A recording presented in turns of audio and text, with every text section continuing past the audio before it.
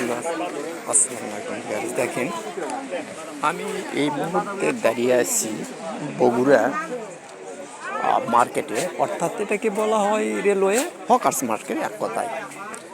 আমি আজ গিয়েছিলাম হলো বোনারপাড়া একটা ক্লিনিকে ভাইভা পরীক্ষা দিতে। সেখানে পরীক্ষাটা লোক নিয়েছে ফিল আপ, কিন্তু আমাদের চান্স পাওয়ার পরেও একটু মালিক পক্ষর দেখলাম আলোক ভালোক কথা। তো সেই ক্ষেত্রে আমি আসলাম লালমনি এক্সপ্রেসে, আসা বগুড়াতে নামলাম। তো এখান থেকে আবার লোকাল গাড়ি দিয়ে আমাদের আদনডিতে যাব। তো এই ক্ষেত্রে আমি মার্কেটটা এবং বিভিন্ন দোকানপাট ঘুরে ঘুরে দেখাচ্ছি। আমি মিলন, তো এই আর কি। তো এই ক্ষেত্রে এই যে বাজারে বিভিন্ন ধরনের যে নারী পুরুষের যে চলাফেরা বা আপনার বিভিন্ন ধরনের জিনিসপত্র বেচা মোটামুটিভাবে ভালোই এক কথায়।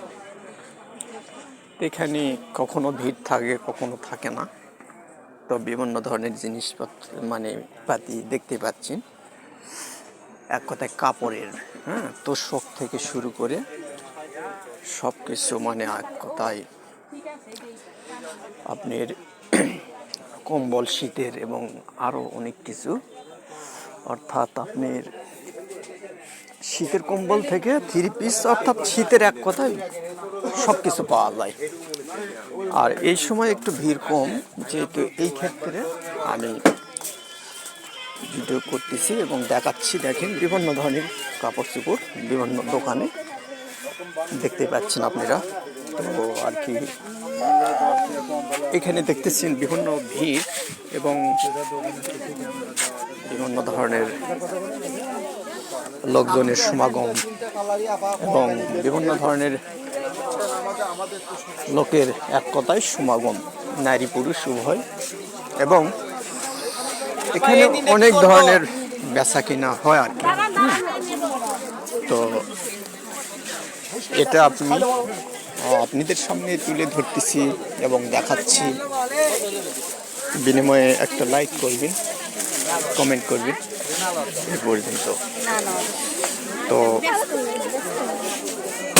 আমাদের বগুড়াতে আর একটা জিনিস দেখেন, এই যে উত্তরবঙ্গের মধ্যে যতগুলো শহর আছে তার মধ্যে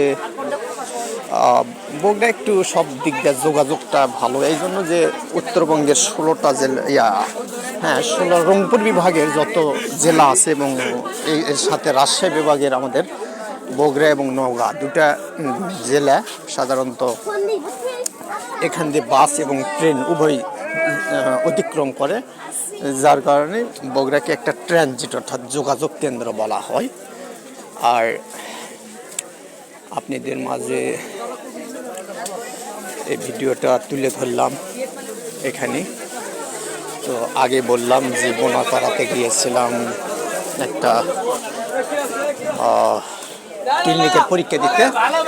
তো সেখানে ফিল আপ হয়েছে, যার কারণে আমি লালমনি এক্সপ্রেসে নামিয়ে একটা লোকাল ট্রেনের জন্য অপেক্ষা করে এই ভিডিওটা করতেছি এবং দেখাচ্ছি আর কি।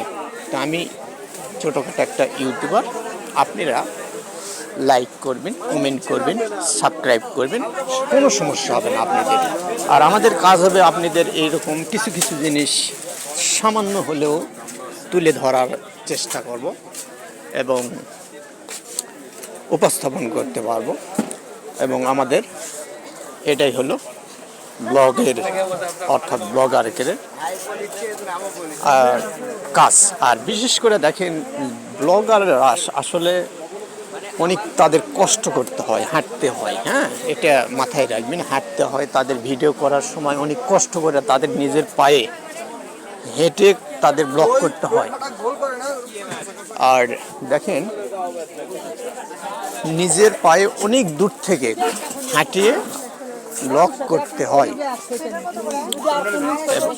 আর সাধারণত হেঁটে হেঁটে ভিডিও করতেও কষ্ট হয়।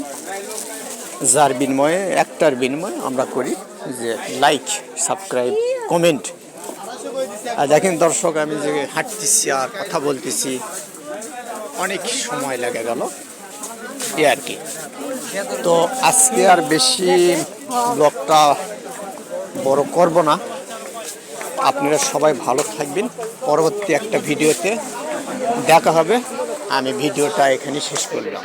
আল্লাহ হাফেজ, সবাই ভালো থাকবেন।